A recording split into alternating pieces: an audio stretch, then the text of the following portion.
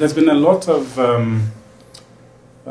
talk and debate about the causes of conflict. Of course, we know that Don Bosco Tanganda, also known as the Terminator, managed to muster troops around himself who were really a breakaway from the DRC army. And it's alleged that the majority of them are Tutsis who broke away from the army and then began to basically turn against the government forces and cause enough trouble and havoc in the country to make their mark. They claim that the March 23, the famous March 23 agreement, was not followed to the letter, and as such they wanted to get to express their displeasure with what was going on in government, and they raise all kind of arguments, and perhaps it's a bit difficult to really point a finger and establish what is the real cause. What we can talk about is what causes conflicts in the Great Lakes region, because we seem to see a pattern that is emerging. We saw that in the mid-90s when a war would break out in one country and spill into the other, and leading to the creation of the International Conference in the Great Lakes region. What my view would be is that we establish the causes in the region as a whole, because there's a common feature we see in all these conflicts.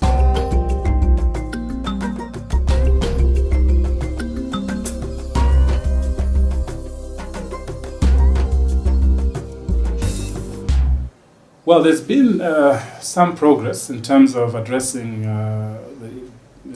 the issues that have affected the Great Lakes region. We've had an unprecedented, I think, 5 heads of state summits that were basically headed by or called by the chairman, President Yoweri Museveni of Uganda, and he basically got the key players, or the countries or the heads of state that were more directly involved or allegedly involved in the conflict, to discuss these issues. And of course we had all the other member states, the 11 member states, plus the recently the country that recently joined South Sudan, to discuss these issues and to apply enough pressure to the players, to the actors, the belligerents, to address this issue. Of course, what we've observed is that the hostilities are not as terrible as they were when they began. We've kind of reached, a dead end, a kind of stalemate, and it's not very clear where we're going at this stage. The trend we've seen in the past, and perhaps that we'll see now, is this business of negotiating.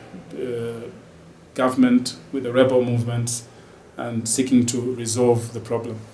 Perhaps power sharing agreements might be entered into.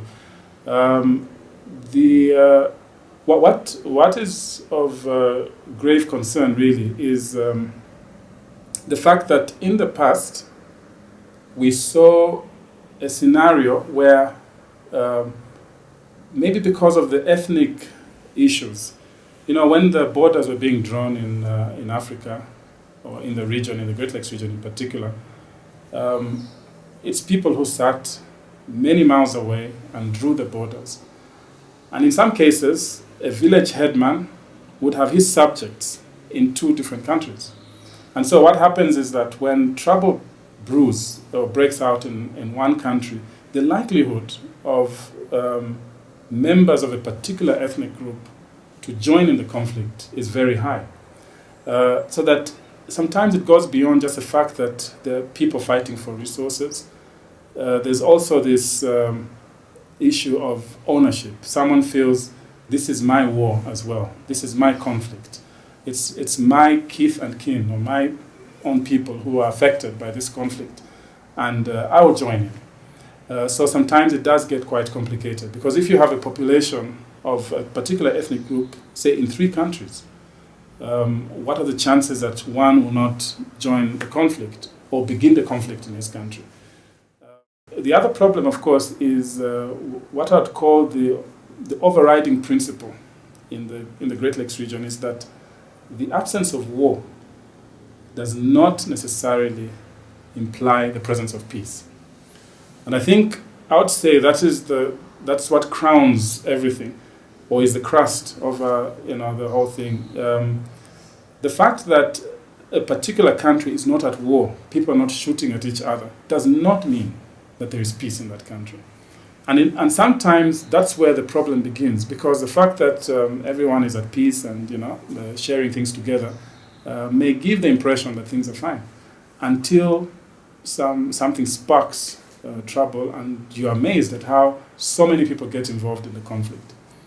We know that in the DRC, for instance, I suppose it's one of the wealthiest nations, resource-wise, in the world, and it would have an extremely high, GDP comparable to other countries had it been an organized state, able to gather from its resources and so on. But you have a country whose political, perhaps economic structures are not adequately or do not adequately address issues in the country, or things are not as organized as they should be. And there's a tendency then of groups of people taking over a piece of land because they know it's a resource-rich area or zone, and running it like a mini state within a state. And we have various examples of that in the DRC.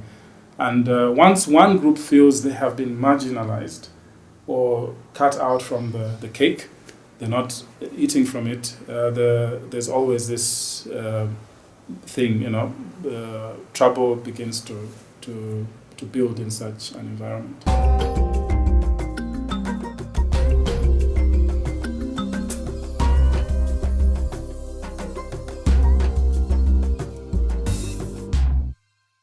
It's a very interesting question, and perhaps difficult to answer. I think wiser men, gray-haired men, have tried to answer that question, and it's very difficult to answer. But if we try to be objective and listen to the arguments raised by the different actors or players in this conflict, there have been accusations and counter-accusations that one group is favored above the others, or a particular community is being ignored and they're not drawing from the wealth of the country. That does create problems. And we know that Zambia has survived this problem because from the very beginning, when the nation was just created, the one Zambia, one nation principle was put into effect. And one of the things the then government did was to create a situation where people were forced to cross countries, to go and settle in regions beyond their particular borders. So for instance, in those days when we had national service, if somebody came from the southern province, it'd be sent to the north. If someone came from the east, it'd be sent to the west. And employment opportunities were such that people were forced to move from their localities, in the process get married across ethnic groups. Then, of course, we had the copper mines and people coming from all over the country going to settle there, and they became, copper Belgians, if I may use that term. So it's we had this intermingling, and intermarriages were encouraged, to the extent now that it's very difficult to begin to start a tribal conflict, for instance. And even when one region feels it is not being taken care of, you have a mixture of all kinds of tribes or ethnic groups living in that place. So it doesn't become an ethnic problem. It's a national problem, or a regional problem, a particular region. What we seem to see in the DRC and perhaps in other countries in the Great Lakes region is this ethnicity. A particular group feels we, because of our tribe, are being ignored. And perhaps those are the things that the those that are in power, the President Kabila, perhaps his government, must seek to address. How do we ensure that the resources trickle down to all people? But it's a bit difficult also because there's the element of greed. Some people, in spite of all the efforts done, will still cause trouble. The future, I mean, what is the future? There have been all kinds of debates. Should we split the country? I don't think that's an option the Congolese are looking at just now. Should we create a kind of federal state where each particular zone is able to manage its own resources and reinvest in that particular area, and perhaps only a certain amount goes to the national budget for development, for general development at that level, is the question. I think it's very difficult. But ultimately, what is important is for the government as well as the various rebel movements to begin to talk.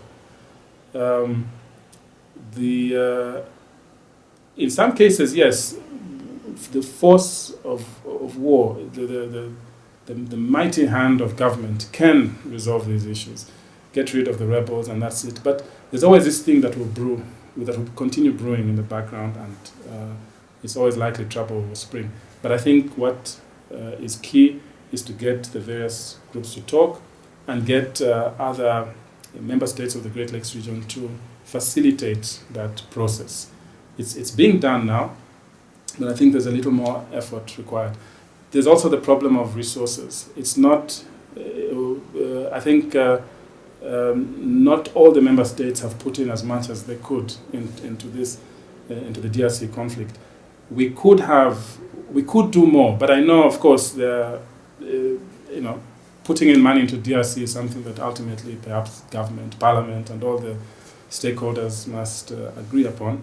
But I think there's a need to put in a few more resources and assist the government to establish proper structures within the DRC. For as long as you have an environment where the roads are impassable, the governance system is not functioning as it should, it's almost impossible to get to bring an end to this problem.